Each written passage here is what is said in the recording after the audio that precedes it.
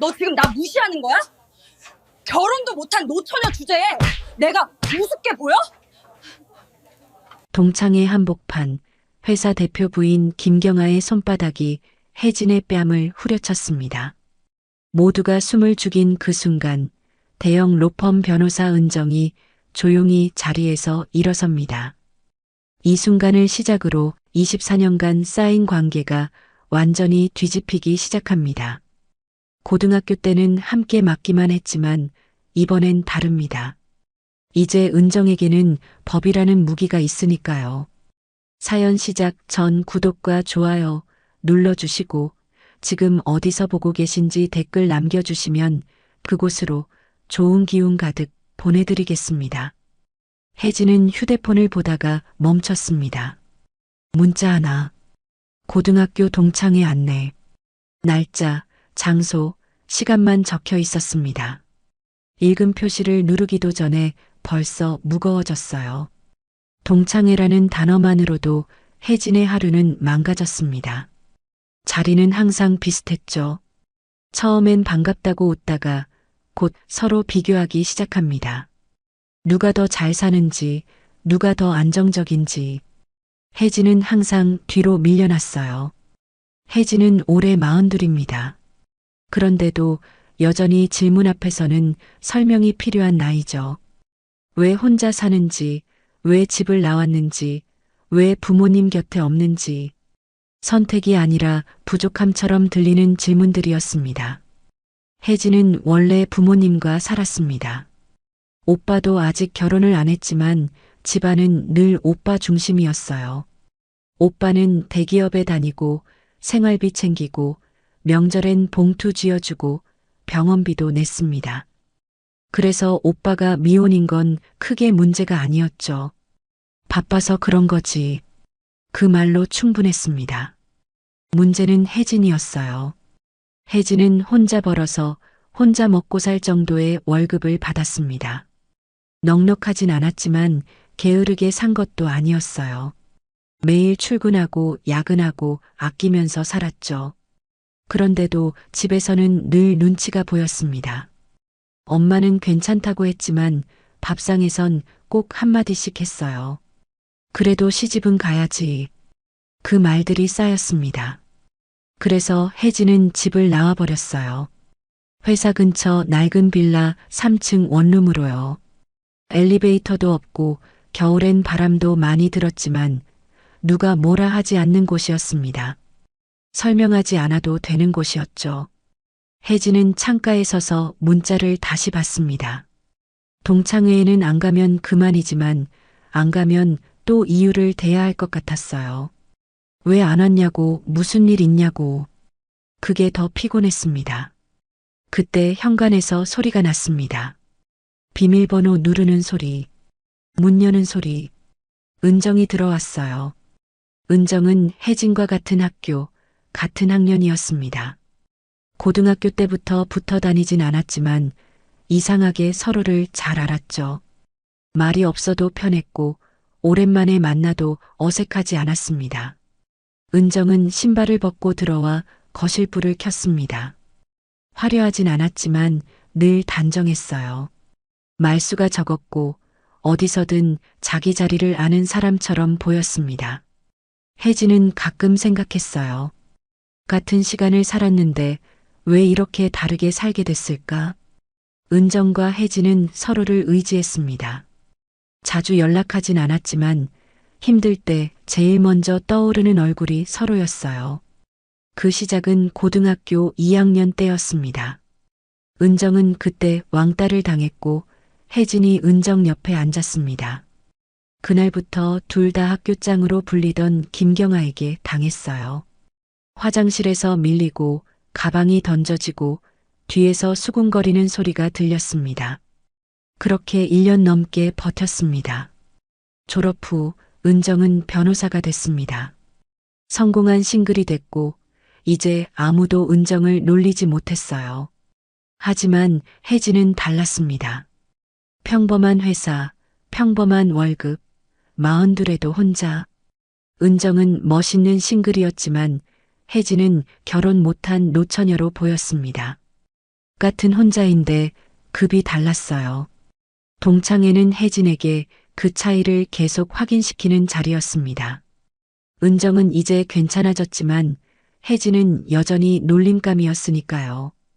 혜진이 가족과 얼마나 멀어졌는지 은정은 알았습니다.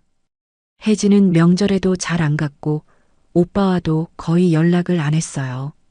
은정은 테이블 위 혜진의 휴대폰을 보고 혜진을 봤습니다. 그리고 물컵을 꺼내 물을 따라줬어요. 말보다 행동이 먼저였습니다. 혜진이 먼저 말했습니다. 동창회 문자 왔어. 은정이 고개를 끄덕였어요. 예상했다는 표정이었습니다. 혜진은 웃으려다 말았습니다. 가면 어떤 말이 오갈지 알았거든요. 그런 자리에서 늘 혼자 버텨야 했습니다. 누가 편 들어주지도 않았어요. 은정은 혜진의 말을 다 듣고 나서 짧게 말했습니다. 같이 가자. 혜진이 고개를 들었습니다. 은정이 왜 가자고 하는지 이해가 안 됐어요. 은정은 남들 평가에 휘둘릴 필요가 없는 사람처럼 보였거든요. 왜? 난 안 가고 싶은데. 은정은 숨을 고르고 나서 단호하게 말했습니다. 이번엔 꼭 가야 해.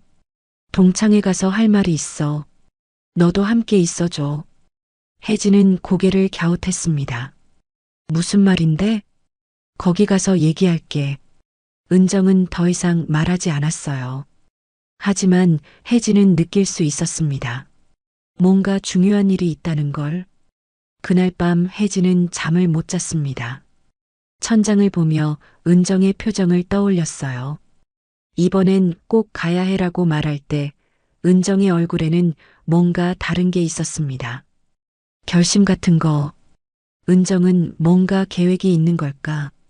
혜진은 잘 모르겠지만 은정이 함께라는 것만으로도 조금은 마음이 놓였습니다. 동창회 날 저녁 혜진은 옷을 골랐습니다. 튀지 않게, 초라하지도 않게. 거울 앞에서 머리를 정리하며 생각했어요. 밥만 먹고 나오자. 오래 있지 말자. 현관을 나설 때 문 손잡이를 한 번 더 잡았습니다.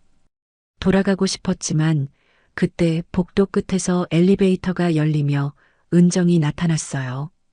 이미 준비를 마친 모습이었습니다. 은정은 말없이 혜진 옆에 섰어요.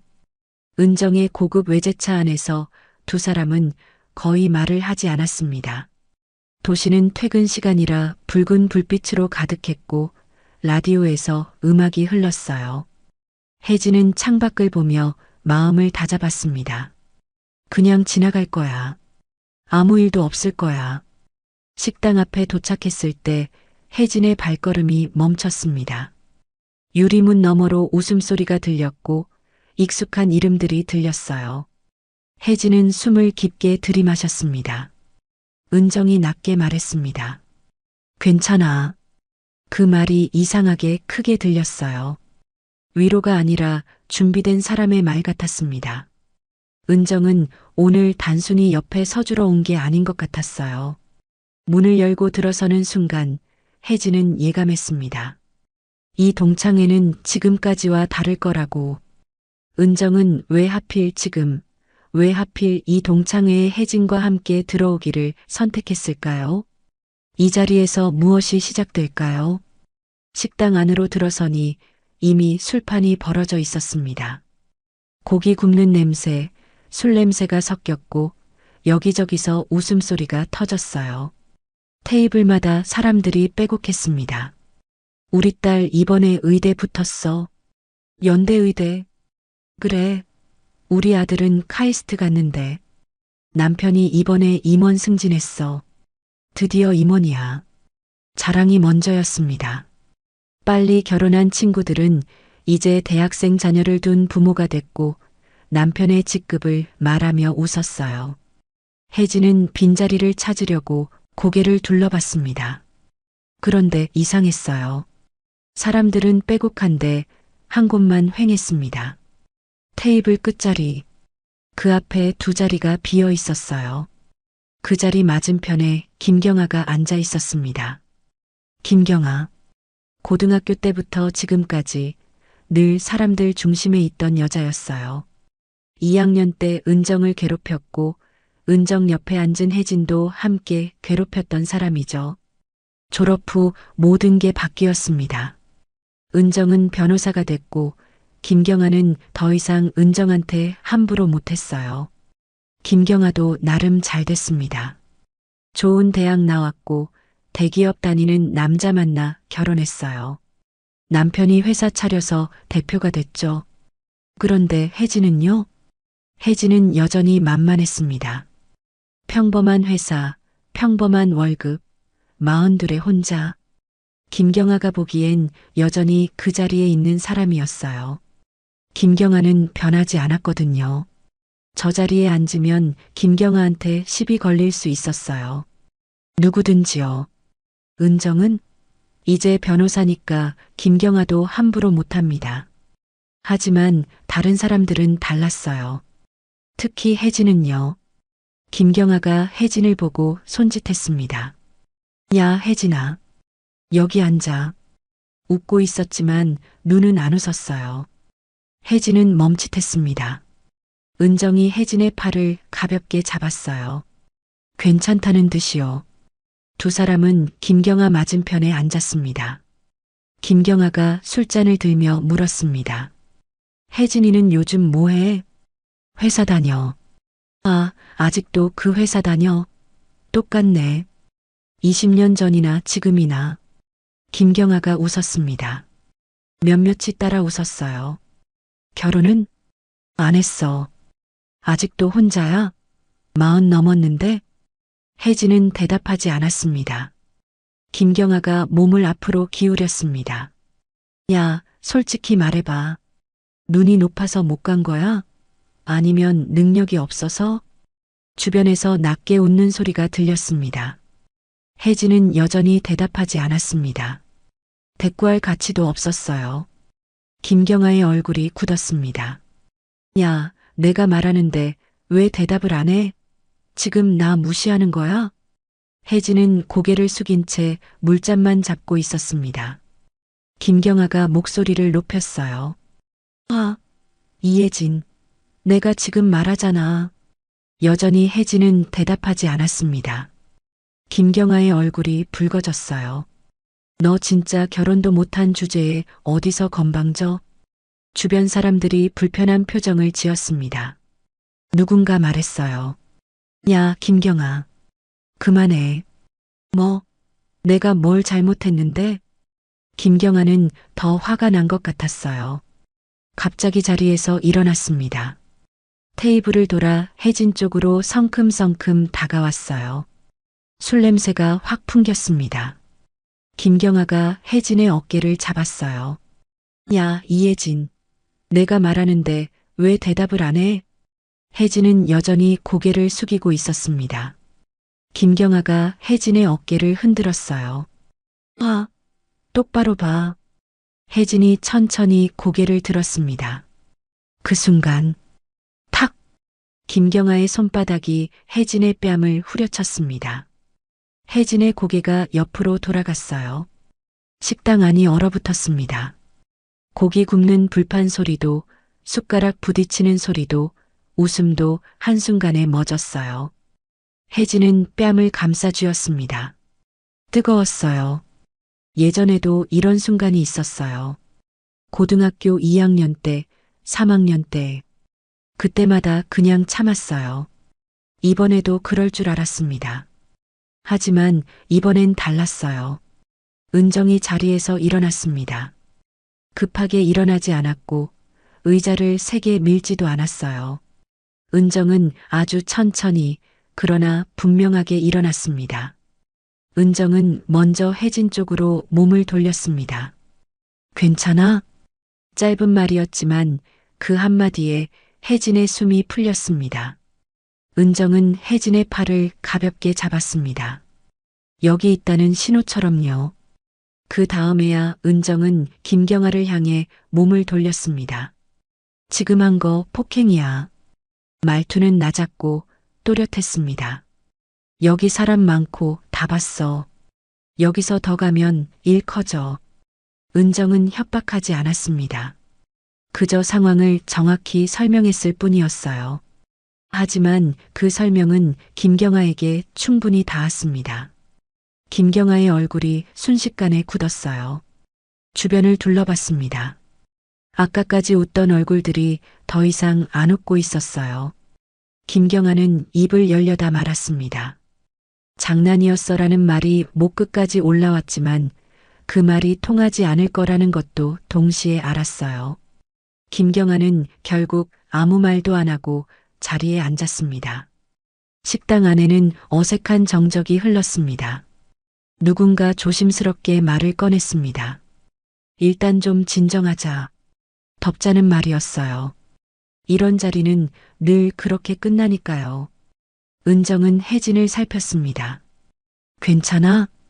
혜진은 작게 고개를 끄덕였어요. 은정은 김경아를 봤습니다.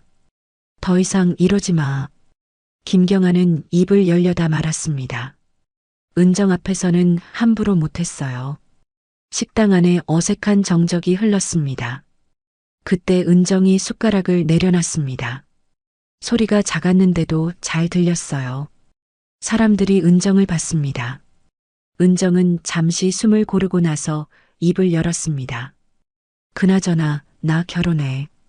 은정의 갑작스런 폭탄 선언에 사람들이 술렁였어요. 진짜? 은정이가? 방금 전까지는 아무도 크게 웃지 못했는데 결혼이라는 단어가 나오자마자 분위기가 바뀌기 시작했어요. 역시 능력자답다.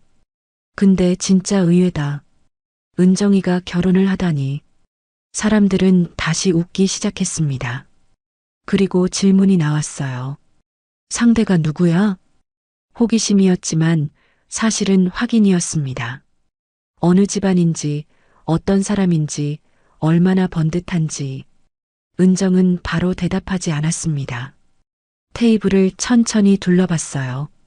방금 전 혜진이 맞았을 때 모른 척하던 얼굴들, 말리려다 말던 얼굴들, 따라 웃던 얼굴들. 은정은 그걸 다 보고 있었습니다. 그리고 은정은 혜진을 봤습니다. 혜진은 가슴이 덜컥 내려앉았어요. 왜 나를 보지? 왜 지금? 은정의 표정은 차분했지만 눈빛은 흔들리지 않았습니다. 은정은 한 번 더 숨을 고르고 나서 아주 담담하게 말했습니다. 혜진이 오빠야. 웃음이 멈췄습니다. 누군가는 입을 벌린 채 굳었고 누군가는 숟가락을 떨어뜨릴 뻔했어요. 동창회에서 혜진이라는 이름은 늘 가벼운 쪽에 있었습니다. 그런데 은정의 입에서 나온 말이 그걸 한 번에 뒤집어 버렸어요. 사람들은 혜진을 봤습니다. 조롱이 아니었습니다. 이해가 안 된다는 시선이었어요. 계산이 안 된다는 시선이었습니다. 김경아의 얼굴이 가장 먼저 바뀌었습니다. 믿지 못하는 표정이었어요. 방금 전 자신이 때린 사람이 혜진이었고 그 혜진의 오빠가 은정의 선택이 됐다는 말이 김경아의 머릿속에서 바로 정리가 안 됐거든요. 잠깐의 침묵이 흘렀습니다. 누군가가 억지로 말했어요. 와 대박이다. 하지만 그 말도 공중에서 힘을 잃었습니다. 방금 전까지 혜진을 아래로 두고 웃던 구조가 한 문장으로 무너졌으니까요. 혜진은 더 얼어붙었습니다. 뺨의 통증보다도 지금 이 시선들이 더 무서웠어요. 혜진은 은정이 이런 말을 여기서 할 줄 몰랐습니다. 은정은 더 길게 설명하지 않았습니다. 사람들은 설명을 기다렸고 이유를 캐묻고 싶어 했지만 은정은 그걸 허락하지 않는 태도였어요. 혜진은 깨달았습니다. 은정은 지금 이 자리에서 분위기를 바꾸려는 게 아니었어요. 사람들의 기준을 바꾸고 있었습니다. 혜진을 바라보는 기준을요. 동창회는 그렇게 끝났습니다. 사람들은 하나둘 자리를 떴고 김경아는 먼저 나갔어요. 혜진과 은정은 가장 마지막까지 남았습니다. 주차장으로 걸어가는 길, 혜진이 먼저 입을 열었습니다. 왜 여기서 말한 거야? 은정은 차 키를 꺼내며 잠시 멈췄어요. 말해야 할 때라고 생각했어. 근데 오빠랑은 언제부터? 반년쯤 됐어. 진지하게 만난 건. 혜진은 고개를 끄덕였습니다. 서운하진 않았어요. 은정이 말 안 한 이유를 알았으니까요. 우리 오빠 잘 부탁해. 응. 은정은 차 문을 열다가 혜진을 봤습니다. 고등학교 때 내 옆에 앉아줘서 고마웠어. 혜진은 웃었습니다. 나도. 오늘 옆에 있어줘서. 둘은 더 이상 말하지 않았습니다. 말 안 해도 아는 게 많았으니까요. 그날 밤 혜진은 집으로 돌아왔습니다. 원룸 현관불을 켜고 신발을 벗는데 갑자기 웃음이 나왔어요. 언제부터였지? 은정과 오빠 현우. 언제부터 저 둘이 그렇게 자연스러웠을까? 생각해보니 최근 몇 달 동안 오빠한테서 연락이 거의 없었어요. 혜진은 소파에 앉아 잠시 웃었습니다. 동창회장에서 은정이 혜진이 오빠야라고 말하던 순간이 떠올랐어요. 당황스럽기도 했고 얼떨떨하기도 했지만 지금 와서 생각해보니 이상하게 마음이 따뜻해졌습니다. 고등학교 2학년 때 혜진이 은정 옆에 앉았을 때부터 시작된 우정이었어요. 그때 은정이 말했습니다. 나 변호사 될 거야. 그리고 정말로 됐죠. 자신도 모르는 사이에 누군가가 오래전부터 자신의 편에 서 있었던 것 같았습니다. 그때도 지금도. 혜진은 씻고 불을 끈 뒤 평소보다 조금 편한 마음으로 잠들었습니다. 뺨은 아직 조금 욱신거렸지만 마음은 오랜만에 가벼웠어요. 같은 시각 김경아는 집으로 돌아가는 차 안에서 휴대폰을 계속 들여다봤습니다. 남편한테 전화를 걸까 말까 고민하다가 결국 안 했어요. 오늘 있었던 일을 어떻게 설명해야 할지 몰랐거든요. 은정이가 혜진 오빠랑? 김경아는 창밖을 보며 생각했습니다. 고등학교 때 자신이 가장 무시하던 두 명. 그 둘이 이제 연결됐다는 사실이 믿기지 않았어요. 아니, 믿고 싶지 않았습니다.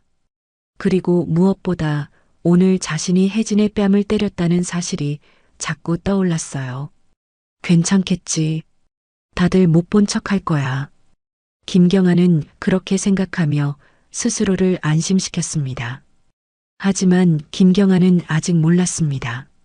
오늘 밤 자신이 손을 올린 그 순간이 돌이킬 수 없는 시작이 될 거라는 사실을요.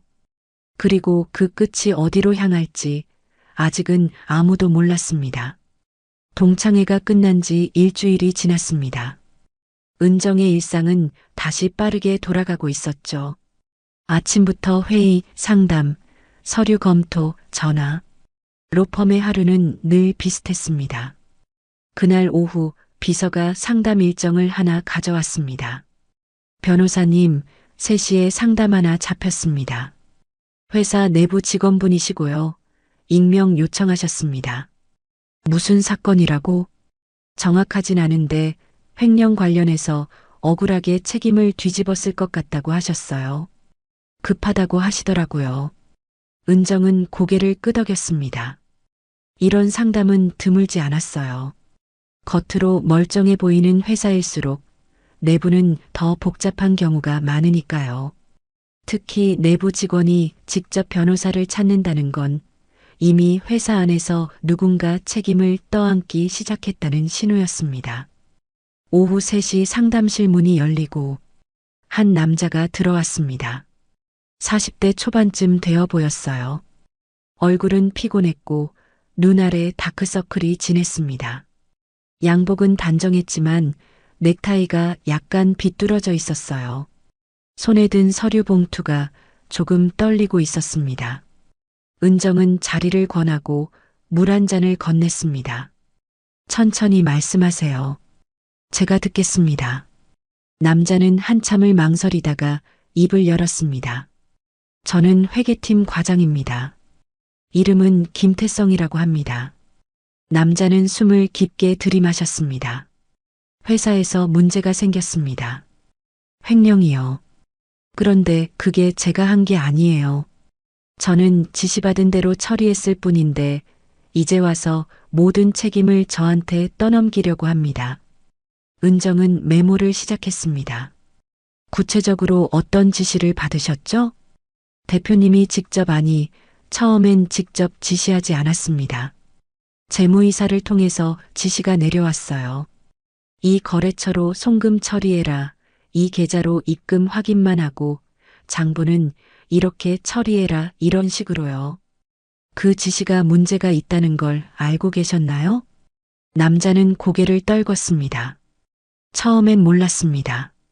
그냥 회계 처리인 줄 알았어요. 근데 반복되니까 이상하더라고요. 같은 거래처인데 금액이 들쑥날쑥하고 거래 내역은 없는데 돈만 나가고 그래서 재무이사한테 물어봤어요. 뭐라고 하던가요? 신경 쓰지 말고 처리만 해. 대표님이 다 아는 일이야. 그렇게 말했습니다. 은정은 펜을 멈췄습니다. 대표님이 다 아는 일. 그 말을 들었을 때 어떻게 하셨어요? 그냥 했습니다. 제가 뭐라고 할 수 있겠습니까? 저는 말단 과장이고 대표님 지시라는데요. 남자의 목소리가 떨렸습니다. 그런데 한 달 전부터 회사 분위기가 이상해졌어요. 감사 이야기가 나오고 거래처에서 확인 전화가 오기 시작했습니다. 그러더니 갑자기 저를 부르더라고요. 누가요? 대표님이요. 남자는 서류 봉투를 테이블 위에 올려놓았습니다. 대표님이 저를 따로 불러서 말했습니다. 이번 일은 내가 단독으로 처리한 거다. 내가 회사 돈을 빼돌린 거야. 알겠나? 그러면서 이 서류에 서명하라고 했어요. 은정은 서류를 꺼내 펼쳤습니다. 각서였습니다. 본인이 회사에 승인 없이 단독으로 회계 처리를 진행했으며 이로 인한 모든 책임은 본인에게 있음을 인정한다는 내용이었어요. 은정은 표정을 바꾸지 않았습니다.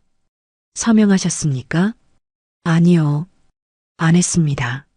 그랬더니 대표님이 협박했어요. 내가 안 하면 내 가족까지 힘들어진다.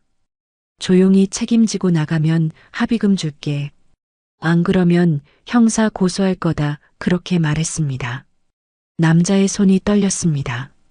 변호사님, 저는 정말 잘못한 게 없습니다.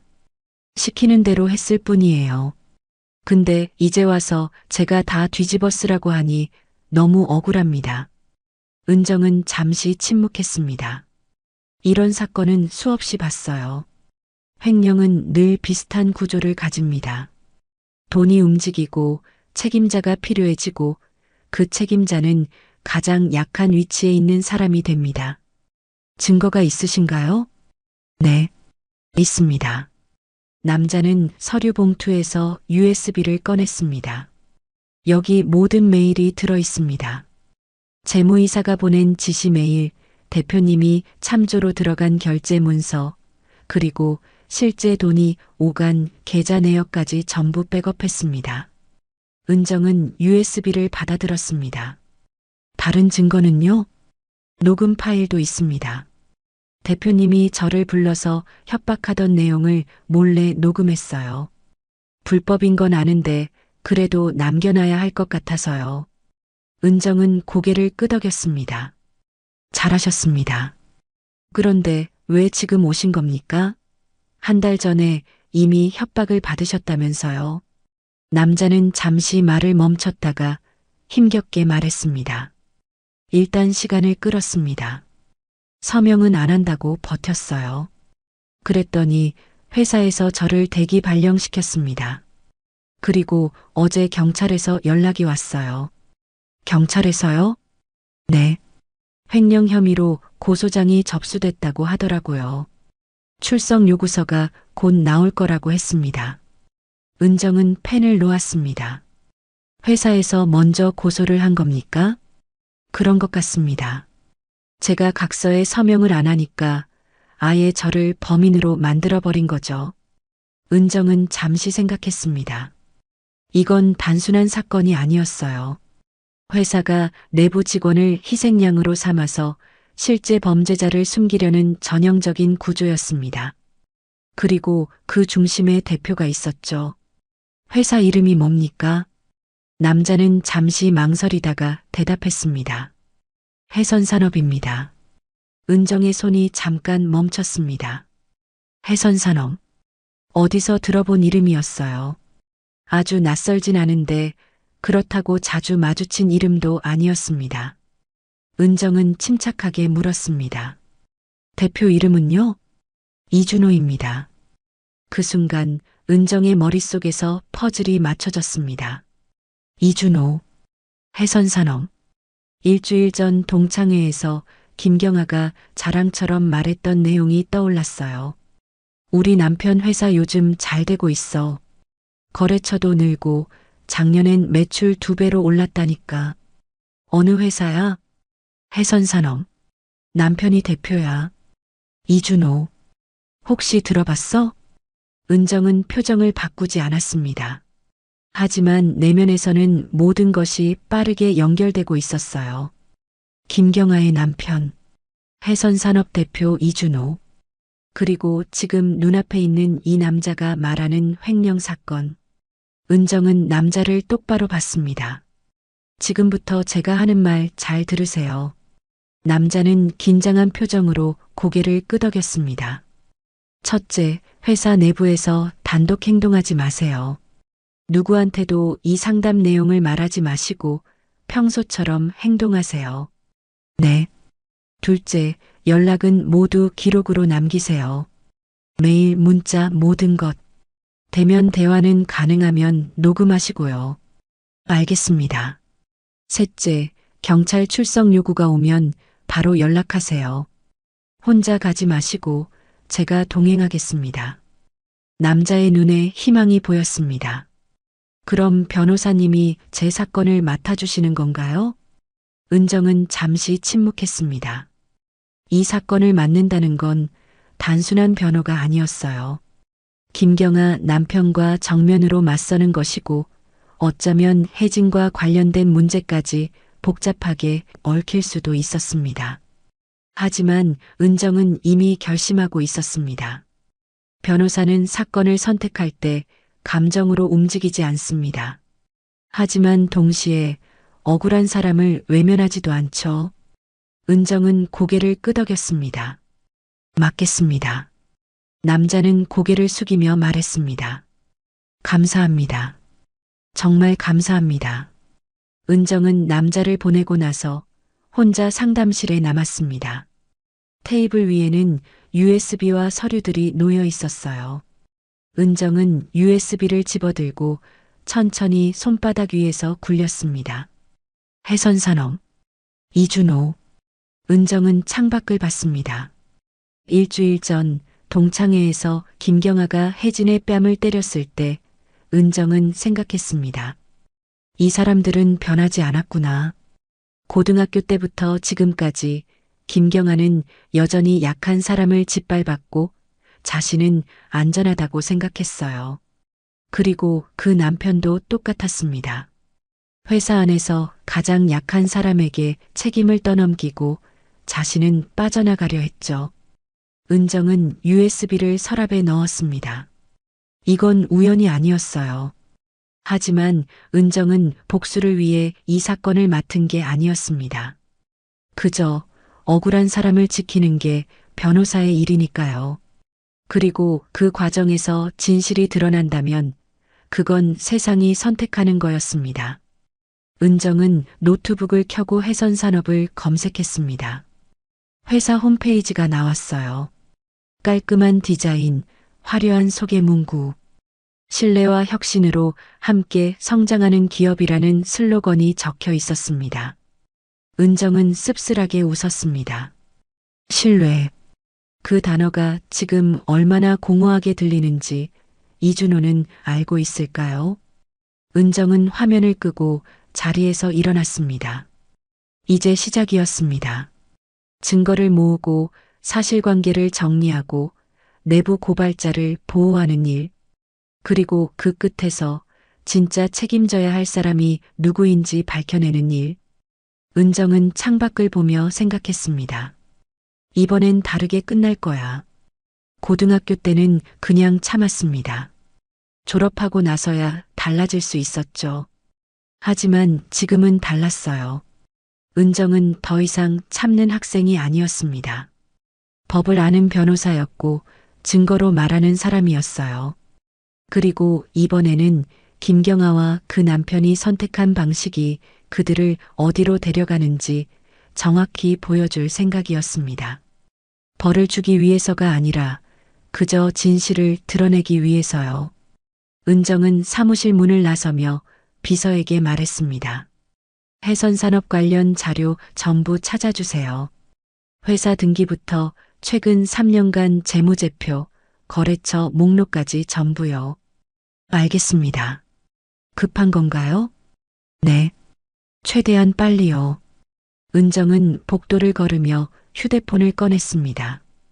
혜진에게 연락할까 잠시 고민했지만 하지 않았어요. 아직은 아니었습니다. 지금은 사건에 집중해야 할 때였고 혜진을 불필요하게 걱정시키고 싶지 않았어요. 그리고 무엇보다 은정은 확신이 필요했습니다. 이 사건이 정말로 이준호의 범죄인지 아니면 단순한 회계 실수인지 증거가 말해줄 것입니다. 은정은 사무실로 돌아와 노트북 앞에 앉았습니다. USB를 꽂고 파일을 열었어요. 메일 폴더, 회계장부, 계좌 내역, 녹음 파일.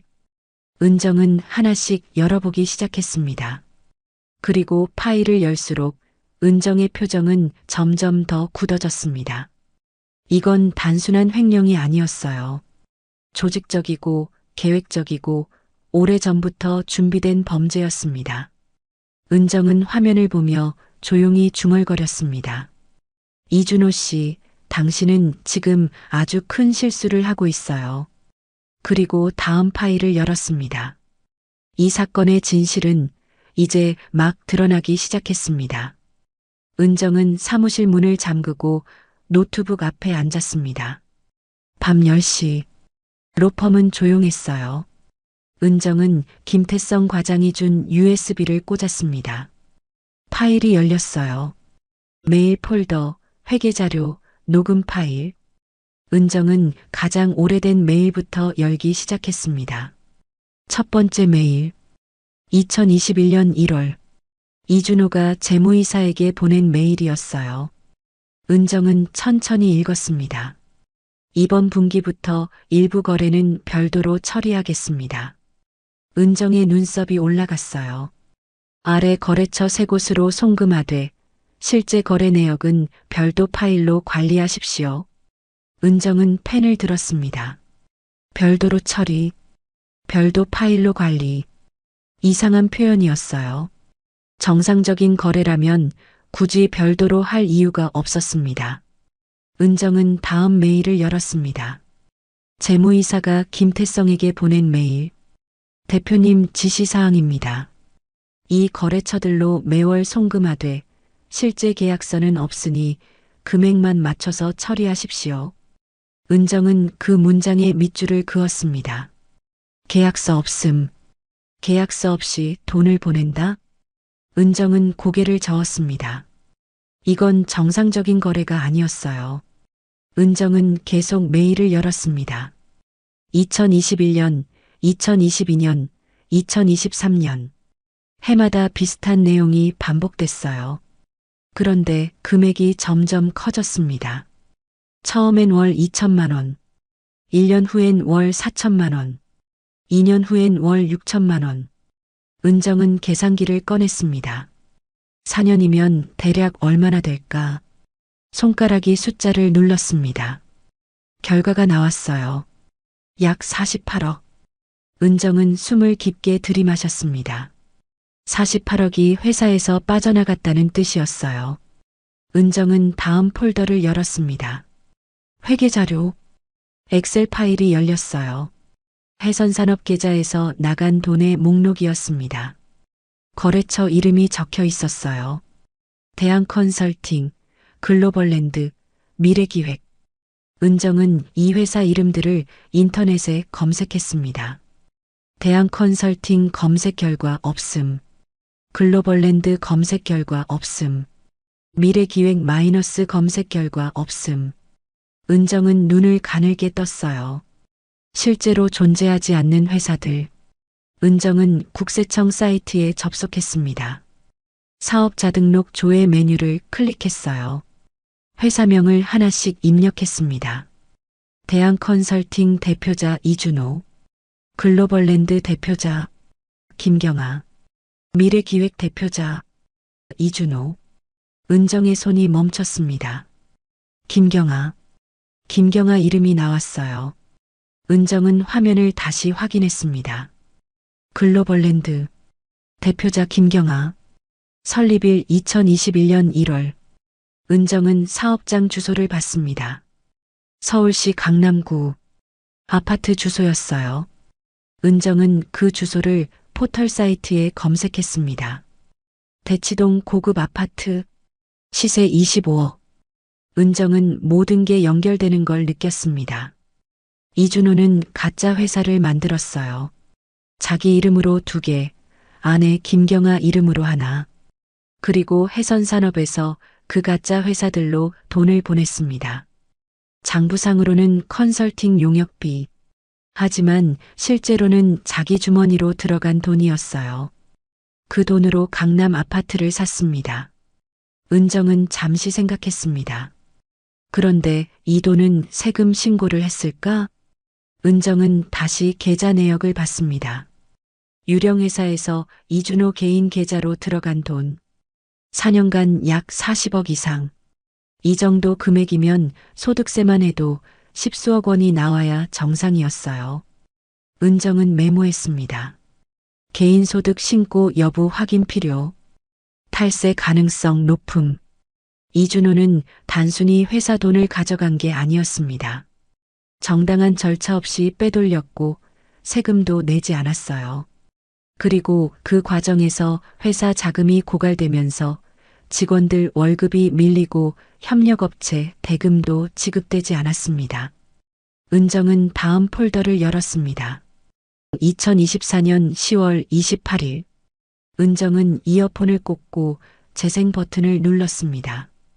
이준호의 목소리가 들렸어요. 김 과장 앉아. 네, 대표님. 처음엔 부드러웠습니다. 요즘 기분이 안 좋아 보이던데. 아닙니다. 솔직히 말해봐. 회사 일 때문에 스트레스 받는 거야? 김태성이 조심스럽게 말했습니다. 최근에 거래처 확인 전화가 계속 와서요. 이준호의 목소리가 변했어요. 신경 쓰지 마. 내가 다 처리할 거야. 근데 대표님, 제가 처리한 회계 내역이 좀 이상한 것 같아서요. 이상하다고? 목소리가 차갑게 식었습니다. 뭐가 이상해? 거래처 중에 실제 거래가 없는 곳들이 있는 것 같아서요. 김 과장? 네. 자네, 지금 나한테 뭐라고 하는 거야? 김태성은 말을 잇지 못했어요. 이준호가 소리를 질렀습니다. 내가 지시한 일을 자네가 의심하는 거야? 아니, 그게 아니라. 들어봐, 김 과장. 이준호의 목소리가 다시 차분해졌어요. 하지만 더 무서웠습니다. 자네 딸, 올해 고3이지? 네. 대학 가려면 돈 많이 들어. 자네 월급으로 감당되겠어? 침묵이 흘렀습니다. 내가 도와줄 수도 있고 안 도와줄 수도 있어. 그건 자네 태도에 달렸어. 알아들었어? 네. 좋아. 그럼 나가봐. 녹음이 끝났습니다. 은정은 이어폰을 빼고 눈을 감았습니다. 협박이었어요. 직원의 가족을 들먹이며 입을 막으려 한 겁니다. 은정은 다음 녹음 파일을 열었습니다. 일주일 후 날짜였어요. 이준호의 목소리가 다시 들렸습니다. 김 과장, 다시 불렀어. 네. 자네 회사 돈을 빼돌렸지? 뭐라고요? 놀라는 척하지 마. 증거 다 있어. 저는 대표님 지시대로. 지시? 무슨 지시? 내가 언제 자네한테 횡령하라고 했어? 메일이 다 남아 있습니다. 그거 자네가 조작한 거잖아. 김태성이 소리쳤어요. 말도 안 됩니다. 이준호는 차갑게 말했습니다. 김 과장, 지금 자네 상황이 어떤지 알아? 회사에서 이미 경찰에 고소장 넣었어. 자네는 이제 범죄자야. 들어봐. 내가 기회 하나 줄게. 책상 위로 종이 넘기는 소리가 들렸어요. 이 각서에 서명해. 본인이 단독으로 횡령했다고 인정하는 각서. 그런 각서에 서명할 수 없습니다. 그래. 그럼 재판 가자. 근데 재판 가면 자네가 지는 거 알지? 그리고 김 과장. 이준호의 목소리가 더 낮아졌습니다. 자네 딸. 대학 원서 넣었지? 아버지가 범죄자라는 게 알려지면 어떻게 될까? 김태성의 목소리가 떨렸어요. 딸은 왜 끌어들이십니까? 내가 끌어들인 게 아니야. 자네가 잘못해서 그렇게 된 거지. 3일. 3일 안에 결정해. 안 그러면 고소 그대로 진행한다. 녹음이 끝났습니다. 은정은 노트북 화면을 보며 한참 말이 없었습니다. 이준호는 단순히 돈을 훔친 게 아니었어요. 직원을 협박했습니다. 가족을 위협했습니다. 그리고 모든 죄를 다른 사람에게 뒤집어 씌우려 했어요. 그 과정에서 회사 직원들은 월급을 못 받았고 협력업체들은 대금을 받지 못했습니다. 회사는 무너지고 있었지만 정작 이준호는 강남에서 호화롭게 살았어요. 그리고 세금은 한 푼도 내지 않았습니다. 은정은 마지막 폴더를 열었습니다. 사진 파일들이었어요. 첫 번째 사진. 강남 대치동 아파트 현관문. 문패의 이준호. 두 번째 사진. 이준호가 비싼 외제차에서 내리는 모습. 세 번째 사진. 김경아가 명품 가방을 들고 백화점에 들어가는 모습. 네 번째 사진. 이준호와 김경아가 해외 어딘가에서 찍은 사진. 은정은 사진들을 하나씩 넘기며 생각했습니다. 이 사람들은 회사 돈으로 이렇게 살았구나. 직원은 협박당했어요. 가족은 위협받았습니다. 그런데 정작 범죄자들은 명품을 사고 여행을 다녔어요. 은정은 파일을 전부 닫았습니다. 그리고 새 문서를 열어 정리하기 시작했습니다. 간단하게 정리했어요. 범죄 기간 4년. 범죄 방법 가짜 회사 만들어서 돈 빼돌림. 범죄자 이준호, 김경아. 피해자 김태성, 해선산업. 직원들, 협력업체. 추가 범죄 탈세 추정. 증거 메일, 녹음, 계좌 내역, 사진. 은정은 정리를 마치고 의자에 등을 기댔습니다. 이건 단순한 사건이 아니었어요. 이준호는 범죄를 저질렀습니다. 김경아는 그 범죄에 가담했어요. 가짜 회사에 자기 이름을 빌려줬고 그 돈으로 함께 호화 생활을 누렸으니까요. 그리고 일주일 전 동창회에서 김경아는 혜진의 뺨을 때렸습니다. 은정은 생각했습니다. 여전히 이렇게 사는구나. 고등학교 때나 지금이나 이 사람들은 변하지 않았어요. 약한 사람을 짓밟았습니다. 잘못을 다른 사람에게 떠넘겼어요. 그리고 자기들은 안전하다고 생각했습니다. 은정은 창밖을 봤습니다. 밤이 깊었어요. 빌딩 불빛들이 반짝이고 있었습니다. 은정은 휴대폰을 집어들었습니다. 김태성 과장에게 문자를 보냈어요. 증거 확인했습니다. 내일 오전 10시에 사무실로 오세요. 메시지를 보내고 나서 은정은 노트북을 껐습니다. 이제 준비는 끝났습니다. 다음 단계는 방어였어요. 김태성을 지키고 진실을 밝히는 것. 그 과정에서 이준호와 김경아가 무너진다면 그건 그들이 선택한 결과였습니다. 은정은 사무실을 나서며 생각했습니다. 이번엔 다르게 끝날 거야. 고등학교 때는 혜진과 함께 맞고만 있었습니다. 하지만 지금은 달랐어요. 은정은 이제 법을 아는 사람이었습니다. 증거로 말하는 사람이었어요. 김경아와 이준호는 자신들이 얼마나 큰 실수를 했는지 아직 몰랐습니다. 은정은 로펌 주차장으로 걸어가며 하늘을 올려다봤습니다. 별이 보였어요. 은정은 작게 중얼거렸습니다. 이제 시작이야. 같은 시각. 김경아는 침대에 누워 천장을 보고 있었습니다. 옆에서 이준호가 자고 있었어요. 김경아는 휴대폰을 봤습니다. 은정에게 전화를 걸까 말까 고민했어요. 하지만 결국 안 했습니다. 뭐라고 말해야 할지 몰랐거든요. 김경아는 휴대폰을 내려놓고 눈을 감았습니다. 괜찮을 거야. 은정이가 설마. 하지만 김경아는 아직 몰랐습니다. 은정이 이미 모든 증거를 손에 넣었다는 걸, 그리고 더 이상 돌이킬 수 없다는 걸. 김경아는 잠들지 못했습니다. 밤새 천장만 바라봤어요. 무언가 잘못되고 있다는 느낌이 계속 들었습니다. 하지만 그게 뭔지 아직은 정확히 몰랐어요. 내일이면 알게 될 것입니다. 다음 날 아침, 은정은 김태성 과장과 함께 앞으로의 계획을 논의했습니다. 경찰 출석 요구서가 오면 바로 연락하세요. 제가 동행하겠습니다. 알겠습니다. 그런데 변호사님, 제가 이기긴 할 수 있을까요? 김태성의 목소리는 불안했습니다. 은정은 그를 똑바로 봤습니다. 이길 수 있습니다. 증거가 있으니까요. 그리고 무엇보다 진실이 당신 편이니까요. 김태성은 고개를 숙였습니다. 감사합니다. 김태성이 나간 후 은정은 다시 서류를 정리하기 시작했습니다. 내부 고발 보호 절차를 검토하고 검찰 고발장 초안을 작성했어요. 그때 비서가 노크를 했습니다. 변호사님, 전화 왔습니다. 누구죠? 김경아 씨라고 하는데요. 급하다고 하십니다. 은정의 손이 잠깐 멈췄습니다. 김경아, 예상했던 일이었어요.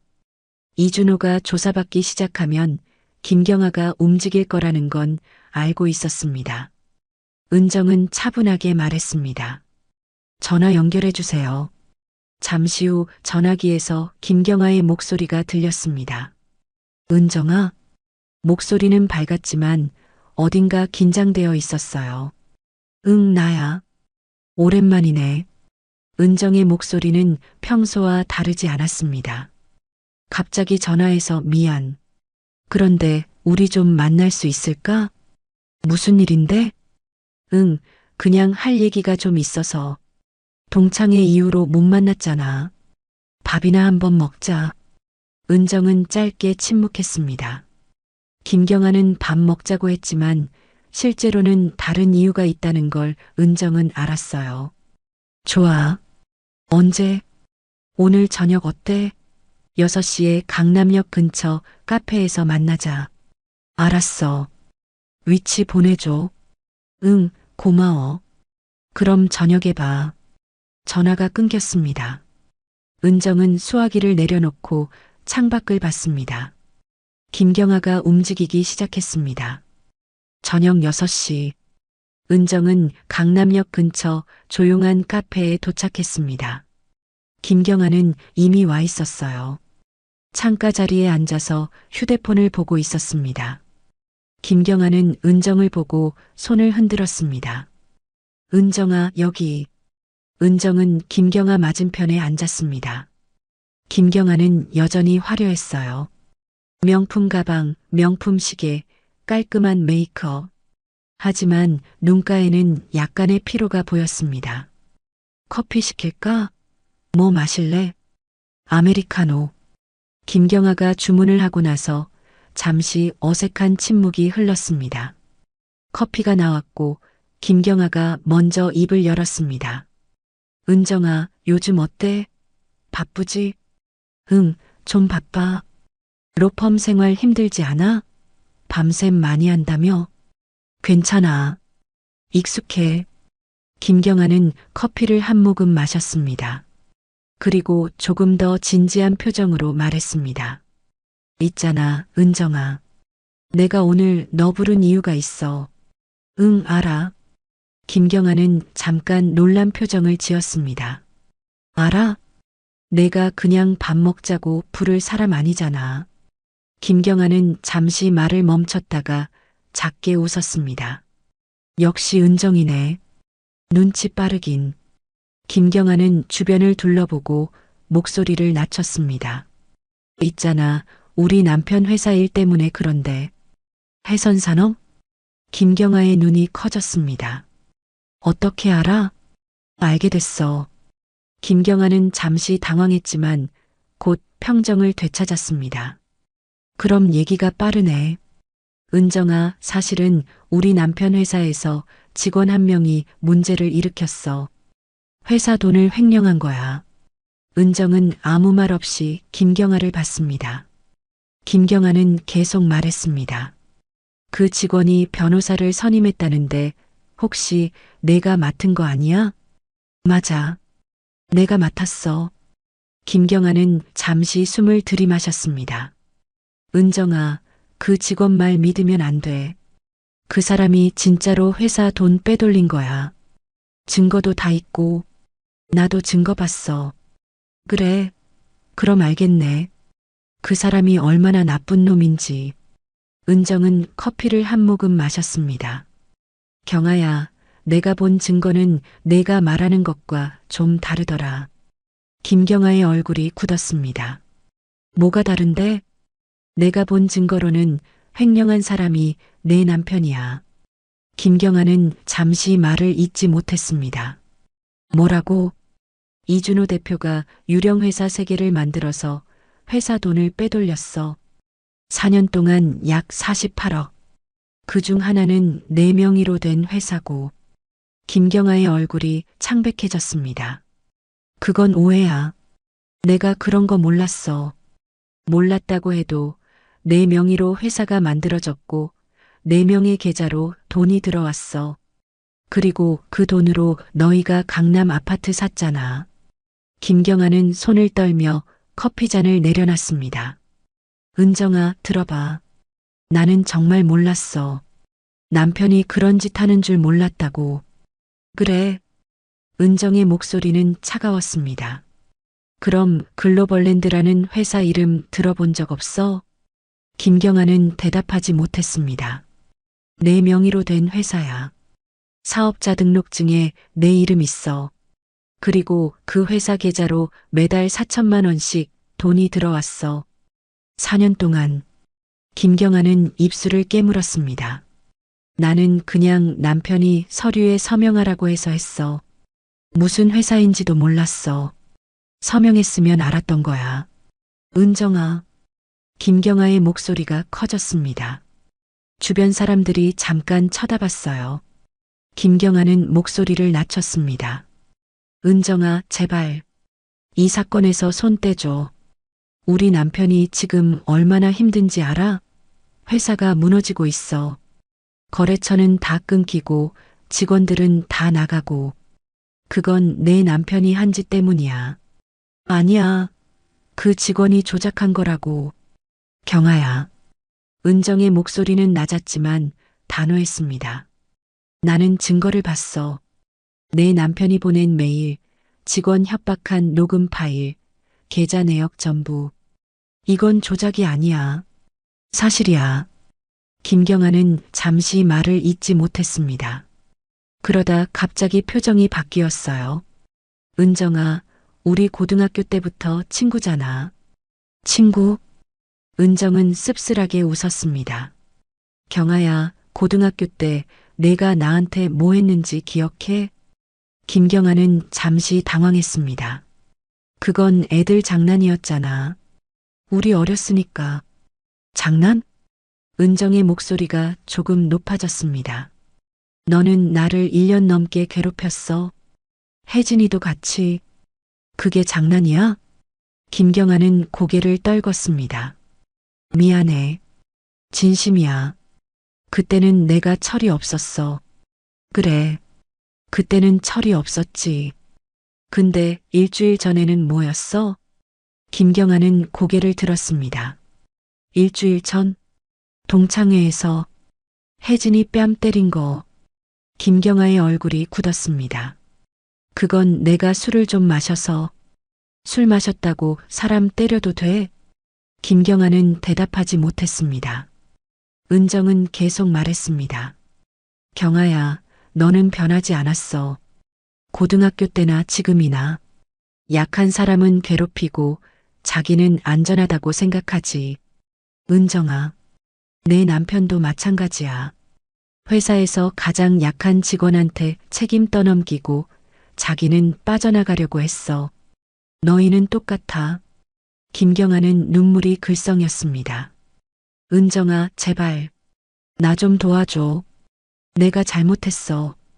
동창회 때도 고등학교 때도. 진짜 미안해. 혜진이한테도 사과할게. 제발 이번만. 안 돼. 은정의 목소리는 단호했습니다. 나는 김태성 과장을 변호하는 거야. 그 사람은 아무 잘못 없어. 내 남편이 시킨 대로 했을 뿐이야. 근데 이제 와서 모든 책임을 그 사람한테 떠넘기려고 하잖아. 하지만 은정아, 그 사람도 공모자야. 알고도 한 거잖아. 처음엔 몰랐어. 나중에 알았지만 거부하면 해고당할 상황이었어. 그리고 가족까지 위협받았고. 김경아는 고개를 저었습니다. 은정아, 너 정말 이러려고? 우리 가정 파괴하려고? 내가 파괴하는 게 아니야. 내 남편이 스스로 한 거지. 김경아는 갑자기 분위기를 바꿨습니다. 은정아, 솔직히 말할게. 너 혜진이 오빠랑 결혼한다며? 은정은 아무 말 하지 않았습니다. 김경아는 계속 말했습니다. 이 사건 크게 만들면 혜진이 가족도 피해보는 거 알아?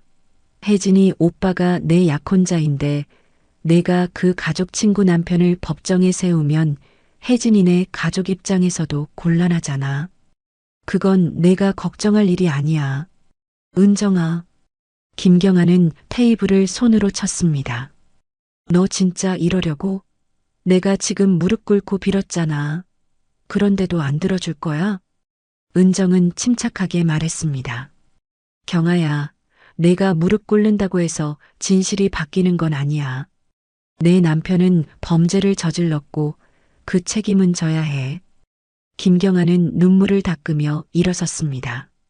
좋아. 내가 이렇게 나오면 나도 가만히 있지 않을 거야. 뭐?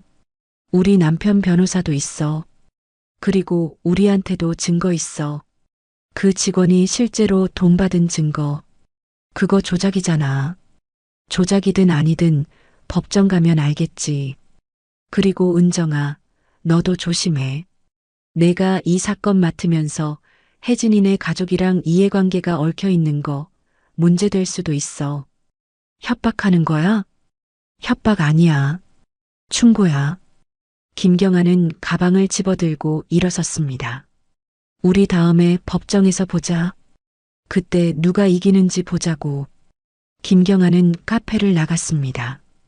은정은 자리에 그대로 앉아 있었습니다. 커피는 식어 있었고 창밖으로 김경아가 걸어가는 모습이 보였어요. 은정은 한숨을 쉬었습니다. 예상했던 일이었어요. 김경아가 사과하는 척하다가 결국 협박으로 끝낼 거라는 거요. 그리고 이제 김경아도 적극적으로 움직일 겁니다. 은정은 휴대폰을 꺼내 혜진에게 전화를 걸었습니다. 몇 번의 신호음 후 혜진이 받았습니다. 응, 은정아? 혜진아, 잠깐 시간 돼? 응, 왜? 만나서 얘기할 게 있어. 중요한 거. 혜진은 잠시 침묵했습니다. 무슨 일인데? 목소리가 안 좋네. 직접 만나서 얘기할게. 지금 시간 괜찮아? 응, 괜찮아. 어디서 볼까? 너네 집 근처 카페로 갈게. 30분 후에. 알았어. 전화를 끊고 은정은 자리에서 일어났습니다. 이제 혜진에게 모든 걸 말해야 할 때였습니다. 김경아의 남편이 어떤 짓을 했는지, 그리고 이제 어떤 일이 벌어질지. 은정은 카페를 나서며 생각했습니다. 미안해, 혜진아. 내가 또 힘들어질 거야. 하지만 은정은 멈출 수 없었어요. 왜냐하면 이건 옳은 일이었으니까요. 30분 후, 은정은 혜진과 마주 앉았습니다. 혜진은 걱정스러운 표정이었어요. 무슨 일인데? 표정이 안 좋아. 은정은 잠시 망설였지만 결국 말하기 시작했습니다. 혜진아, 내가 지금 맡은 사건이 있어. 응? 그 사건이 김경아 남편이랑 관련된 거야. 혜진의 눈이 커졌습니다. 김경아 남편? 응, 해선산업 대표 이준호. 그 사람이 회사 돈을 횡령했어. 그리고 직원한테 책임을 떠넘기려고 하고 있어. 혜진은 잠시 말을 잇지 못했습니다.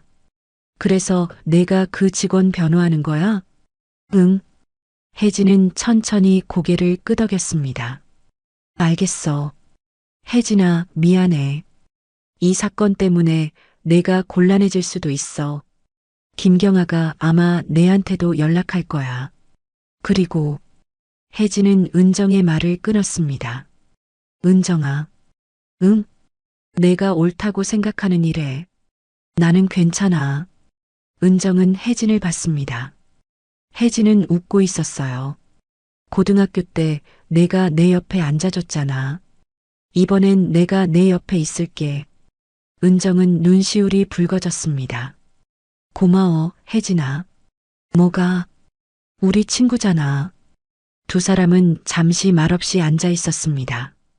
그리고 혜진이 조용히 물었습니다.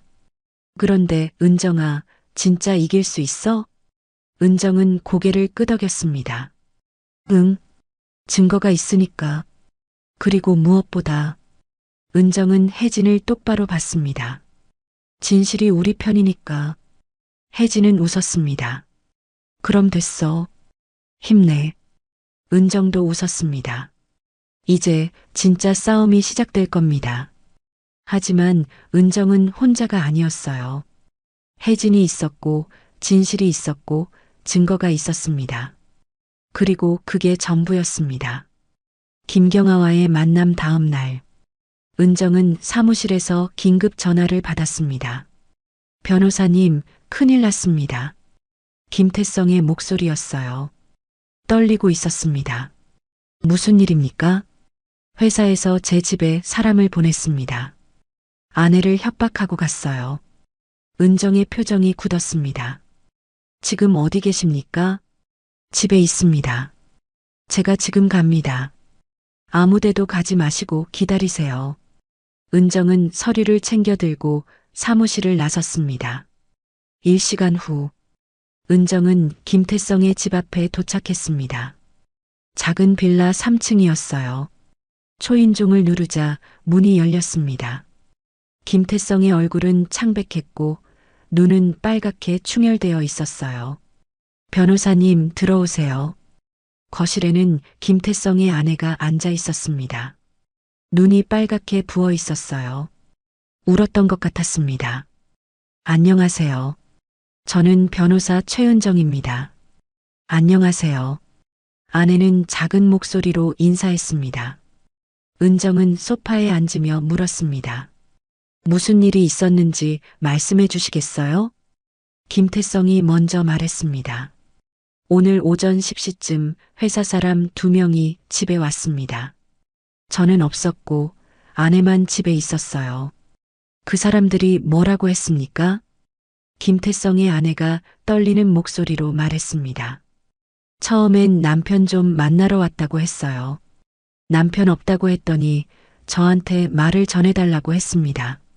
무슨 말을요? 김 과장이 계속 이렇게 나오면 가족까지 힘들어진다. 딸아이 대학 입학에도 문제 생길 수 있다. 조용히 정리하는 게 좋다. 이렇게 말했어요. 은정은 메모를 시작했습니다. 그 사람들 이름은 알 수 있었습니까? 김태성이 대답했습니다. 한 명은 재무이사 최민수입니다. 다른 한 명은 처음 보는 사람이었어요. 은정은 고개를 끄덕였습니다. 녹음은 되어 있습니까? 김태성의 아내가 조심스럽게 말했습니다. 제가 무서워서 휴대폰으로 녹음했어요. 주머니에 넣고 은정의 눈이 빛났습니다. 잘하셨습니다. 파일 보여주시겠어요? 아내는 휴대폰을 꺼내 녹음 파일을 재생했습니다. 남자의 목소리가 들렸습니다. 사모님, 남편분 좀 만나러 왔는데요. 남편은 지금 없는데요. 그럼 사모님이 말씀 좀 전해주세요. 김 과장이 지금 하는 행동이 가족한테도 안 좋다고요. 무슨 말씀이신지 다른 남자 목소리가 끼어들었습니다. 사모님, 김 과장이 지금 회사를 상대로 이상한 짓 하고 있잖아요. 변호사까지 선임해서 그건 남편이 억울해서 억울? 횡령해놓고 억울하다고요? 사모님, 남편분이 회사 돈 48억을 빼돌렸어요. 그건 남편이 한 게 아니에요. 대표님이 시켜서. 증거 있어요? 없잖아요. 다른 남자가 말했습니다. 사모님, 딸 올해 대학 가죠? 아버지가 횡령범이면 대학 입학도 취소될 수 있어요. 제 딸은 왜 끌어들이세요? 우리가 끌어들이는 게 아니라 남편분이 그렇게 만든 거예요. 조용히 정리하라고 전해주세요. 계속 이러면 우리도 가만히 안 있어요. 녹음이 끝났습니다. 은정은 표정을 굳히고 휴대폰을 내려놨습니다. 이건 명백한 협박입니다. 그리고 증인 위협이에요. 김태성이 물었습니다. 그럼 이걸로 뭘 할 수 있습니까? 경찰에 신고할 수 있습니다. 그리고 재판에서도 증거로 쓸 수 있어요. 은정은 김태성 부부를 보며 말했습니다. 무서우시겠지만 조금만 더 버텨주세요. 제가 보호하겠습니다. 김태성의 아내가 눈물을 닦으며 물었습니다. 정말 이길 수 있을까요? 은정은 단호하게 대답했습니다. 이길 수 있습니다. 상대방이 이렇게 움직인다는 건 그만큼 불안하다는 뜻이에요. 은정은 서류를 꺼내며 말했습니다. 지금부터 제가 하는 대로 해주세요. 첫째, 이 녹음 파일 여러 곳에 복사해 두세요. 휴대폰, 컴퓨터, USB에 다 저장하세요. 둘째, 회사 사람이 또 찾아오면 절대 문 열지 마세요. 그리고 바로 저한테 연락하세요. 셋째, 딸에게도 상황을 설명하세요. 학교에서 누가 접근하면 바로 신고하라고요. 알겠습니다. 은정은 자리에서 일어나며 말했습니다. 이제 우리도 공격으로 전환할 겁니다. 다음 날, 은정은 로펌 회의실에서 다른 변호사들과 회의를 했습니다. 지금까지 확보한 증거를 정리하겠습니다. 은정은 화이트보드에 적기 시작했습니다. 첫 번째 메일. 이준호가 재무이사한테 보낸 지시 메일이 있습니다. 두 번째, 계좌 내역. 회사 돈이 유령회사로 간 기록이 다 남아 있어요. 세 번째, 사업자 등록증. 유령회사 세 곳 모두 이준호와 김경아 명의입니다. 네 번째, 녹음 파일. 이준호가 김태성을 협박한 녹음이 있고 재무이사가 아내를 협박한 녹음도 있습니다.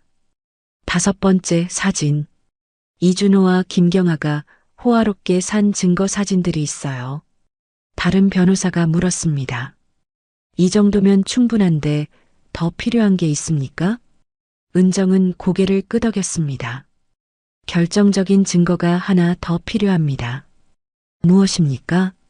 유령회사에서 이준호 개인 계좌로 돈이 들어간 증거요. 지금까지는 회사에서 유령회사로 나간 건 확인했지만 그 다음이 명확하지 않아요. 어떻게 확보하죠? 은행 거래 내역을 확보해야 합니다. 법원에 신청하겠습니다. 은정은 노트북을 열며 말했습니다. 그리고 동시에 검찰에 고발장을 제출하겠습니다. 횡령, 배임, 증인 협박까지 전부요. 일주일 후, 은정은 법원에 신청서를 제출했습니다. 그리고 검찰에 이준호와 최민수를 고발했습니다. 혐의 횡령, 배임, 증인 협박. 고발장에는 모든 증거가 첨부되어 있었어요. 검찰은 사건을 접수했습니다. 그리고 수사를 시작했어요. 며칠 후 은정은 검찰에서 연락을 받았습니다. 변호사님, 이준호 대표를 조사하려고 합니다. 네. 그리고 은행 거래 내역 나왔습니다. 자료 보내드리겠습니다. 은정은 휴대폰을 내려놓고 창밖을 봤습니다. 이제 시작이었습니다. 3일 후, 은정은 검찰에서 자료를 받았습니다. 글로벌랜드 계좌 거래 내역.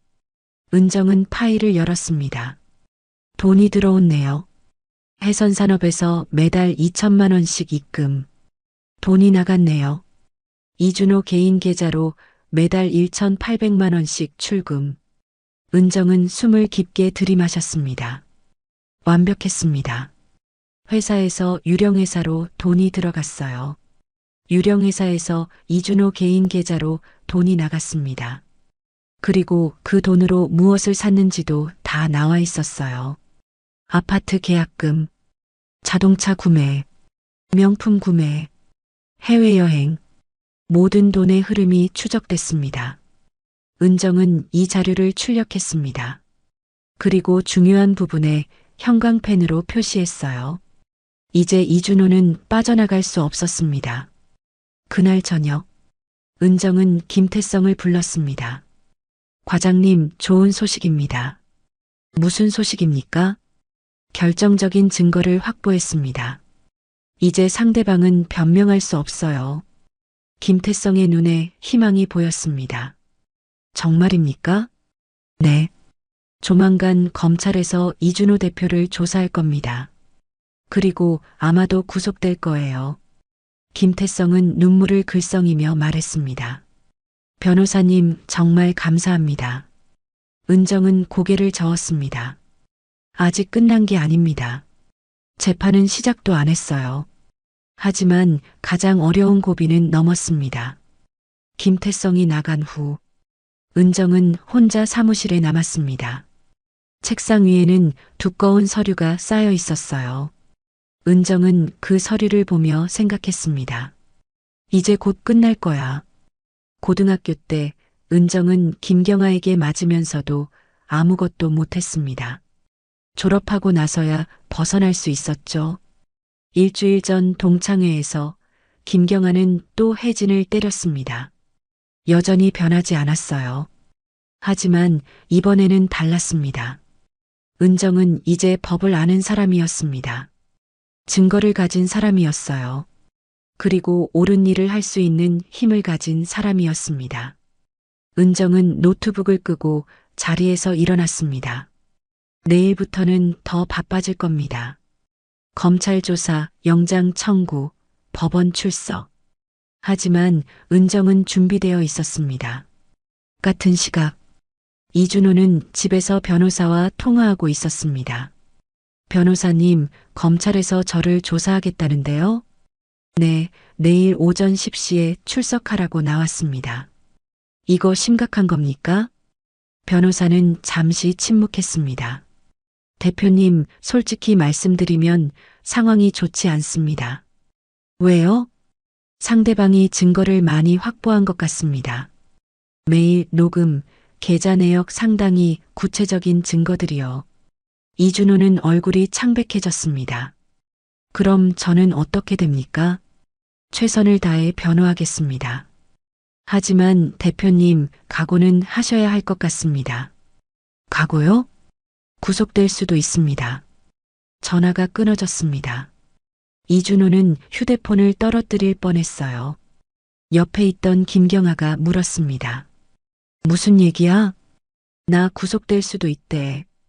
김경아의 얼굴도 창백해졌습니다. 뭐라고? 은정 씨가 증거를 다 모은 것 같아. 이제 어떻게 해야 할지 모르겠어. 김경아는 입술을 깨물었습니다. 은정아, 내가 정말 이렇게까지 할 줄은 몰랐어. 김경아는 휴대폰을 집어들었습니다. 누군가에게 전화를 걸려다가 멈췄어요. 이제 누구에게 전화를 걸어도 소용없을 것 같았습니다. 김경아는 창밖을 보며 생각했습니다. 이게 끝인가? 하지만 아직 끝은 아니었습니다. 진짜 끝은 법정에서 결정될 것이었으니까요. 다음 날 아침, 이준호는 검찰청으로 출석했습니다. 기자들이 몰려 있었어요. 카메라 플래시가 터졌습니다. 이준호는 고개를 숙인 채 검찰청 안으로 들어갔습니다. 조사는 5시간 동안 계속됐어요. 검사는 증거를 하나씩 보여주며 물었습니다. 이준호는 처음엔 부인했습니다. 하지만 증거가 너무 많았어요. 매일 녹음, 계좌네요. 모든 게 명확했습니다. 결국 이준호는 말을 바꿨습니다. 제가 잘못했습니다. 하지만 이미 늦었어요. 검사는 구속영장을 청구했습니다. 그날 저녁, 은정은 뉴스를 봤습니다. 해선산업 이준호 대표 횡령 혐의로 구속영장 청구. 화면에 이준호가 고개를 숙인 채 걷는 모습이 나왔어요. 은정은 화면을 보며 아무 말도 하지 않았습니다. 기쁘지 않았어요. 통쾌하지도 않았습니다. 그저 해야 할 일을 한 것뿐이었어요. 은정은 TV를 끄고 휴대폰을 집어들었습니다. 혜진에게 문자를 보냈습니다. 이제 거의 끝났어. 조만간 보자. 문자를 보내고 나서 은정은 창밖을 봤습니다. 별이 보였어요. 은정은 작게 중얼거렸습니다. 이제 정말 끝이 보여. 이준호의 구속영장이 청구된 다음 날, 법원에서 영장실질심사가 열렸습니다. 은정은 김태성과 함께 법원에 도착했어요. 법원 앞에는 기자들이 몰려 있었습니다. 이준호 대표 나옵니다. 호송차가 도착했어요. 문이 열리고 이준호가 내렸습니다. 수갑을 차고 있었어요. 이준호는 고개를 숙인 채 법원 안으로 들어갔습니다. 기자들이 소리쳤어요. 대표님, 횡령 사실 인정하십니까? 직원에게 책임 떠넘긴 거 사실입니까? 이준호는 아무 대답도 하지 않았습니다. 법정 안. 판사가 들어왔습니다. 피의자 이준호 앞으로. 이준호가 앞으로 나갔어요. 판사가 물었습니다. 피의자는 업무상 횡령, 배임, 증인 협박 혐의로 구속영장이 청구됐습니다. 할 말 있습니까? 이준호의 변호사가 말했습니다. 피의자는 회사를 경영하면서 일부 실수가 있었을 뿐 고의로 횡령한 것이 아닙니다. 그리고 가족이 있고 회사를 책임져야 하는 위치에 있습니다. 구속은 과도합니다. 검사가 일어났습니다. 판사님, 피의자는 4년간 48억 원을 유령회사를 통해 빼돌렸습니다. 이는 명백한 범죄 행위입니다. 그리고 증거인멸과 증인 협박의 우려가 큽니다. 실제로 피해자의 가족을 찾아가 협박한 녹음 파일이 있습니다. 판사가 서류를 넘겼습니다. 증거를 검토한 결과 범죄 혐의가 상당하고 증거인멸 우려가 있다고 판단됩니다. 구속영장을 발부합니다. 탕! 망치 소리가 울렸습니다. 이준호는 그 자리에 주저앉을 뻔했어요. 교도관이 이준호를 부축했습니다. 일어나세요. 이준호는 비틀거리며 일어났습니다. 법정을 나가는 이준호의 뒷모습이 초라했어요. 법정 밖. 은정과 김태성이 나왔습니다. 기자들이 달려왔어요. 변호사님, 이번 사건 어떻게 보십니까? 은정은 짧게 대답했습니다. 정의가 바로 섰다고 생각합니다. 피해자분, 한 말씀 해주세요. 김태성은 떨리는 목소리로 말했습니다. 저는 그저 시키는 대로 일했을 뿐입니다. 억울하게 범인으로 몰릴 뻔했어요. 은정 변호사님이 아니었다면 제 인생은 끝났을 겁니다. 기자들이 계속 질문했지만 은정은 더 이상 대답하지 않았습니다. 이만 가보겠습니다. 은정과 김태성은 법원을 나섰습니다. 같은 시각, 김경아는 집에서 TV를 보고 있었습니다. 뉴스에서 남편 이준호가 구속되는 장면이 나왔어요. 해선산업 이준호 대표 48억 원 횡령 혐의로 구속. 김경아는 리모컨을 떨어뜨렸습니다. 화면 속에서 남편이 수갑을 차고 고개를 숙인 채 걷고 있었어요. 김경아는 눈물이 났습니다. 분했어요. 은정이 원망스러웠습니다. 왜 하필 은정이가? 하지만 동시에 알고 있었어요. 이건 은정이 만든 결과가 아니라는 걸. 남편이 그리고 자신이 선택한 결과라는 걸. 김경아는 휴대폰을 집어들었습니다. 동창 단체방을 열었어요. 며칠 전까지만 해도 조용했던 방이 지금은 난리가 났습니다. 김경아 남편 뉴스 봤어? 대박 48억이라니. 그러니까 동창회 때 그렇게 큰 소리 친 거였구나. 혜진이 때린 거 생각나? 진짜 어이없네. 김경아는 휴대폰을 던져버렸습니다. 소파에 주저앉아 울었어요. 모든 게 무너지고 있었습니다. 며칠 후 해선산업에 감사가 들어왔습니다. 국세청 직원들이 회사에 들이닥쳤어요. 세무조사 나왔습니다. 모든 장부 제출하세요. 회계팀은 패닉 상태였습니다. 재무이사 최민수도 조사를 받았어요. 당신도 공범 혐의가 있습니다. 검찰 조사 나와야 합니다. 최민수는 얼굴이 새하얘졌습니다. 회사는 점점 무너지고 있었어요. 직원들은 하나둘 사표를 냈습니다. 거래처는 계약을 해지했어요. 은행은 대출 회수를 통보했습니다. 일주일 만에 회사 직원의 절반이 나갔습니다. 한 달 후 해선산업은 법정 관리에 들어갔어요. 사실상 파산이었습니다. 그 무렵 김경아의 집 앞에 법원 직원들이 왔습니다. 재산 압류 집행합니다. 김경아는 현관문을 열어주지 않았어요. 하지만 법원 직원들은 문을 열고 들어왔습니다. 집안의 물건들에 압류 딱지가 붙기 시작했어요. TV, 냉장고, 소파, 침대. 김경아가 소중히 모았던 명품 가방들. 모두 압류 목록에 올랐습니다. 이건 제 거예요.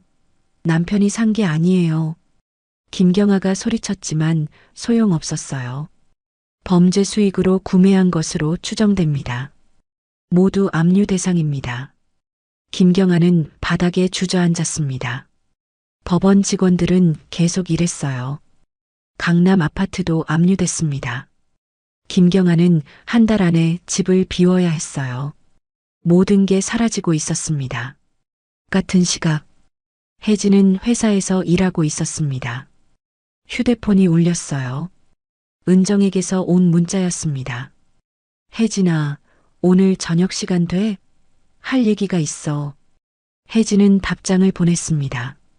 응, 돼. 몇 시에 어디서? 6시에 우리 동네 카페로 올래? 알았어. 저녁 6시. 혜진은 카페에 도착했습니다. 은정이 이미 와 있었어요. 창가 자리에 앉아 있었습니다. 혜진이 다가가자 은정이 손을 흔들었어요. 여기. 혜진은 은정 맞은편에 앉았습니다. 커피 시킬까? 응. 커피가 나왔고 잠시 침묵이 흘렀습니다.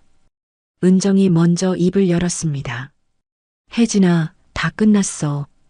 응, 뉴스 봤어. 이준호 구속됐다며. 응. 그리고 회사도 무너졌어. 재산도 다 압류됐고. 혜진은 커피를 한 모금 마셨습니다. 김경아는 어떻게 됐어? 아마 지금쯤 집에서 쫓겨나고 있을 거야. 강남 아파트도 압류됐거든.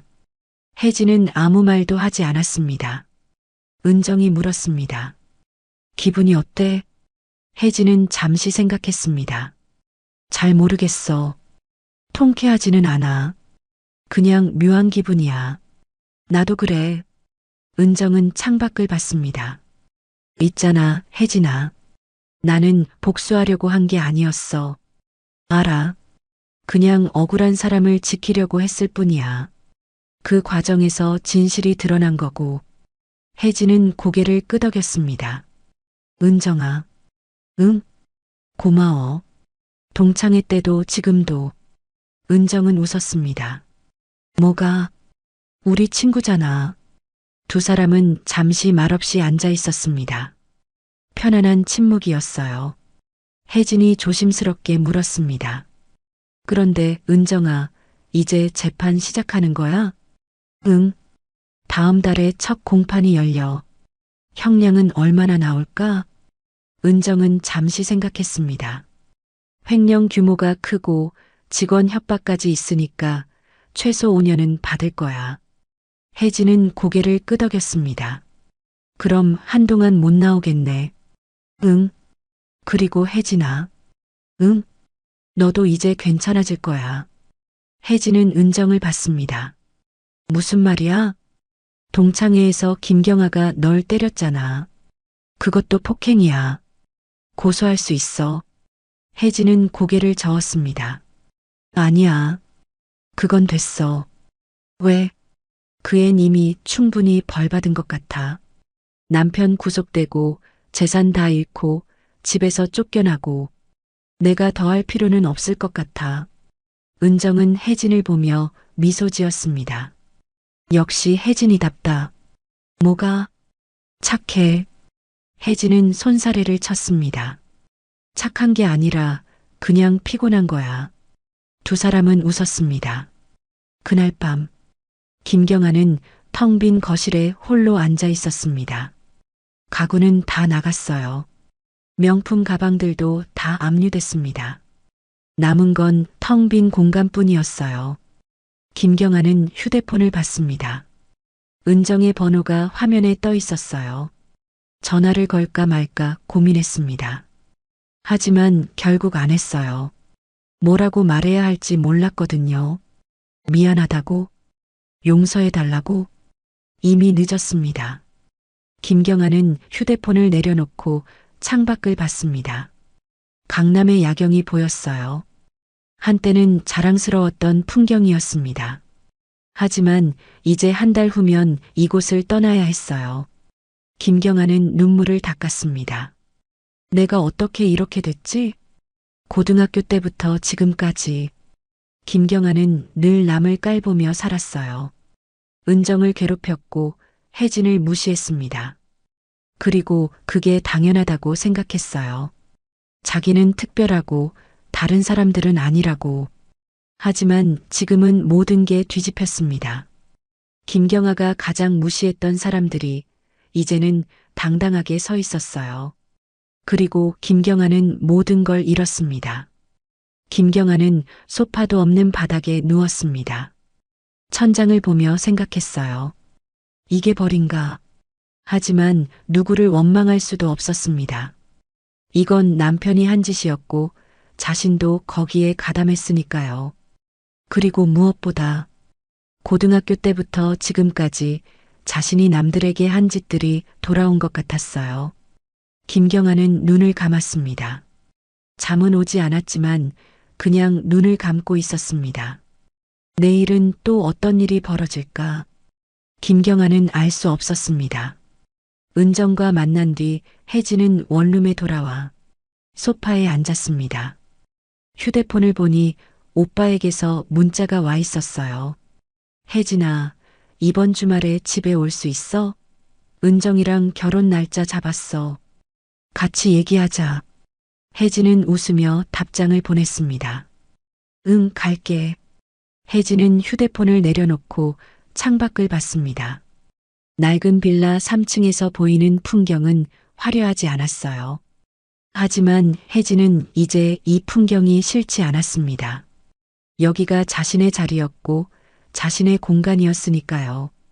주말, 혜진은 오랜만에 부모님 집을 찾았습니다. 현관문을 열자 엄마가 반갑게 맞아줬어요. 혜진아, 왔구나. 어서 와. 예전과는 목소리가 달랐습니다. 따뜻했어요. 거실에는 오빠와 은정이 앉아 있었습니다. 혜진아. 오빠가 먼저 일어나 혜진을 맞았어요. 오빠. 은정도 웃으며 손을 흔들었습니다. 네 사람은 식탁에 둘러앉았어요. 엄마가 차를 내왔습니다. 오빠가 먼저 말했습니다. 우리 다음 달에 결혼하기로 했어. 축하해, 오빠. 혜진은 진심으로 축하했습니다. 엄마가 혜진의 손을 잡았어요. 혜진아, 그동안 미안했다. 엄마가 결혼 타령만 했지. 혜진은 고개를 저었습니다. 괜찮아요. 은정이 조용히 말했습니다. 혜진이가 고등학교 때 제 옆에 앉아줬어요. 그때 아무도 제 옆에 안 앉았거든요. 오빠가 고개를 끄덕였습니다. 은정이가 내 친구라서 다행이야. 혜진은 웃었습니다. 뭐가 다행이야? 엄마가 말했습니다. 이제 은정이가 우리 가족이 되면 너도 든든하겠다. 은정이 혜진을 보며 말했습니다. 혜진아, 이제 내 뒤에 우리가 있어. 누가 널 함부로 대하면 가만 안 있을 거야. 혜진은 고개를 끄덕였습니다. 고마워. 네 사람은 오랜만에 편안하게 웃었습니다. 세상은 때로 불공평해 보입니다. 나쁜 사람이 잘 사는 것 같고 착한 사람은 손해보는 것 같아요. 하지만 시간이 지나면 알게 됩니다. 세상은 결국 공평하다는 걸. 좋은 일을 하면 좋은 일이 돌아오고 나쁜 일을 하면 나쁜 일이 돌아옵니다. 다만 시간이 걸릴 뿐이에요. 혜진은 평생 착하게 살았습니다. 그래서 지금 가족의 사랑을 되찾았고 든든한 친구가 생겼어요. 은정은 억울한 사람을 지켰습니다. 그래서 지금 좋은 사람과 결혼하게 됐고 자랑스러운 변호사가 됐어요. 김경아는 남을 무시하며 살았습니다. 그래서 지금 모든 걸 잃었어요. 이게 세상의 이치입니다. 착한 일을 하면 좋은 결과가 오고 나쁜 일을 하면 나쁜 결과가 옵니다. 비록 지금은 손해보는 것 같아도 결국엔 좋은 일이 생길 테니까요. 그게 세상을 살아가는 방법입니다. 오늘 들려드린 이야기가 마음에 남았다면 구독과 좋아요 눌러주시고 다음 이야기에도 함께 해주세요. 그리고 주인공에게 전하는 따뜻한 응원의 한마디도 함께 부탁드립니다. 함께 해주셔서 감사드리며 당신의 빛나는 인생은 지금부터 시작됩니다. 지금까지 인생은 찬스였습니다.